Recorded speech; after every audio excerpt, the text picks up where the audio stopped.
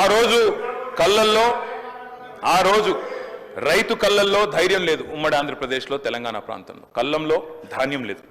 చిన్న రైతు పెద్ద రైతు అనే తేడా లేదు అధ్యక్ష. 30-40 ఎకరాలు ఉన్న రైతు కూడా తెలంగాణలో, నేను చెప్పేది వాస్తవం కాకపోతే రేవంత్ రెడ్డిని అడగండి, ఎందుకంటే ఆయన మహబూబ్ నగర్ జిల్లా వలసల జిల్లాగా పేరుపడ్డ జిల్లా.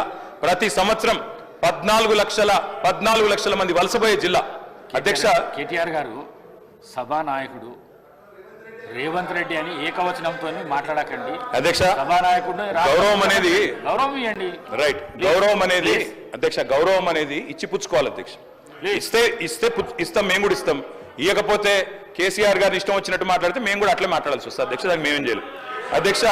20-30 నేనేం తిట్టలేదు కదా అధ్యక్ష, నేనేమన్నా అధ్యక్ష పేరు పెట్టి పిలిచిన అంతే కదా. అదే ఏకవచనంతో పిలవకండి మీరు చాలా అధ్యక్ష. Okay right right right right right right right senior right అధ్యక్ష. మీకు చెప్పాల్సిన అధ్యక్ష 20-30 ఎకరాలు